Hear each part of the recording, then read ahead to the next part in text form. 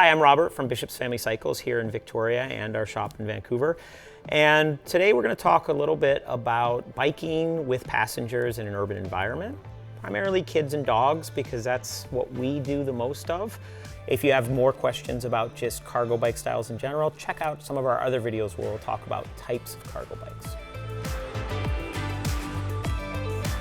For us, our cargo bikes all have very specific kind of ways to ride these bikes. They have age limits for seat requirements. They have different accessories for different age kids or pets. And the BC code for cycling requires your bike to be designed to carry the passengers you're carrying. And so it's important to understand that you kind of need to follow what the manufacturer says to meet the rules of the road. The bikes we have different ways to ride. So when you look at longtails, for example, longtails say anyone under the age of 5 or 5 or below has to be in some sort of baby seat. And those are those 5-point harness seats that you hook to the rack. They think that their kid's 3 or 4 and they can slap them on the rack and that's gonna be okay. That's gonna be up to your judgment, but if you wanna follow the rules of the road, we recommend staying in that twilly seat until they've fully outgrown it. After 5 on longtails, typically you would move to a safety bar situation. So rather than sitting just on a seat pad with a handlebar, most manufacturers would recommend that you have a safety bar that wraps all the way around your passengers. And that's usually up until the age of 7 or 8. But then after that 8 years of age, typically you can move to a handlebar or more of just a hanging on sort of situation. Some of the important things to think about on longtails are spokes are a very large hazard for passengers on the back of your bike. So you wanna make sure that you have some sort of wheel guard. Footrests or foot pegs. Your passengers need to have some place to put their feet so that they're not dangling out and grabbing hazards as they ride. Those are all things to think about on longtails. For box bikes, they're often a little bit more straightforward. They tend to have seats and seat belts that are pretty apparent of how many passengers you can ride with. And that goes up to a certain age as well. So they'll say your passengers need to be buckled in until X age. And then after that, most manufacturers don't necessarily require a harness or a buckle. That's gonna be up to your judgment. Some just put in lap belts for comfort. It's really important to understand how each bike is meant to carry. Other things to think about would be riding with your pets. Generally, dogs can be pretty well trained to ride anywhere, but when you're learning with your dog, it's very important to have a restraint, so some sort of harness and leash.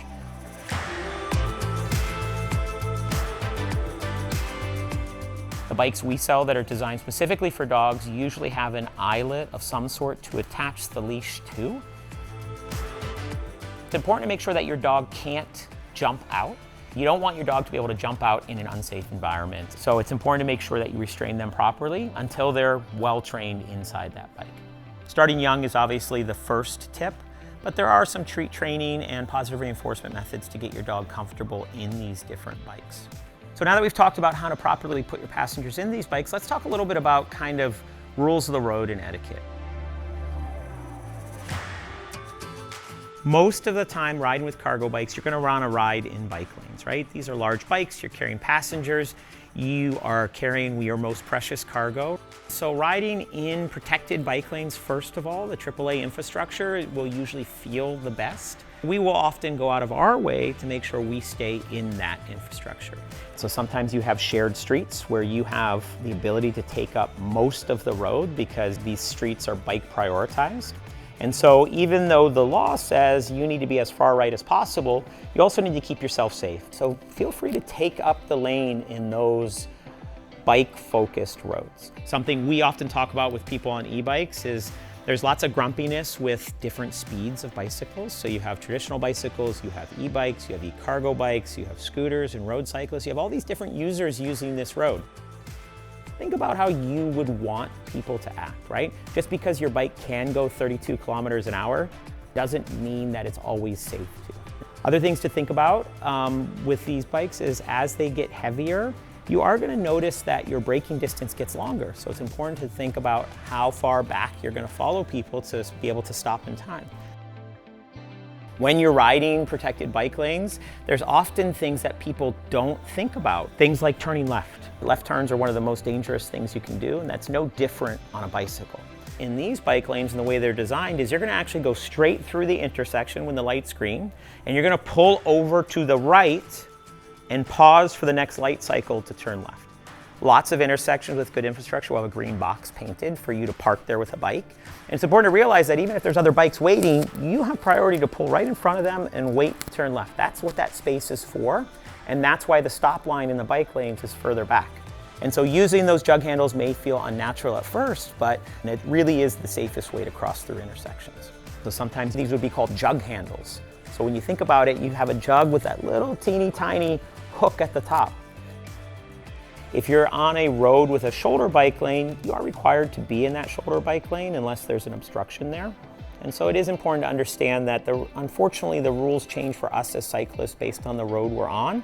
And we're going to think hard about kind of those best paths. Like I said, I often will go out of my way to stay in AAA infrastructure, and that's all ages and abilities. And the idea there is that that is meant to be safe and protected from the more dangerous road users, which are cars.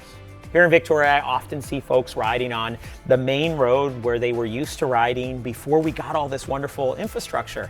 And I often want to just roll my window down and be like, hey, you know, if you went 2 blocks that way, you'd be on a wide open road where cars can't ride and you'd have a much more pleasant ride. And those folks just don't know that yet because they haven't ridden it. And so mapping out your route to find that AAA in the place you are can go a really long way. Hopefully, somewhere down the road will be the grid system for our bikes and the cars can zig and zag wherever they need to, but that's not where we're at yet. We've talked a lot about AAA infrastructure in this video, and we talk about how that's my preferred place to ride. What can be hard sometimes though is we're all used to using products on our phone to map, and we think because it has a bicycle icon that it's going to give us the best place to ride, and that, in my experience, is often not the case. What I can say for us here in Victoria is we have the CRD bicycle map, and that's constantly being updated digitally. And so downloading that to your phone can really help you find those safe places to ride. Other resources would be, there are different apps. So there's a transit app that does really good biking. Bosch has its own app. There's lots of different resources out there. And it's important to find those resources to help map your safe infrastructure. Paint is going to also be an important thing that's going to tell you where you're allowed to be. So here in Victoria and generally in North America, green paint is what dictates places where bikes are crossing through dangerous spots and where some of those turns are going to be. So when you look, every intersection we have here in Victoria and most of them in Vancouver will have green paint in the bike lanes across intersections. And so that's so cars understand that bikes will be passing through that intersection.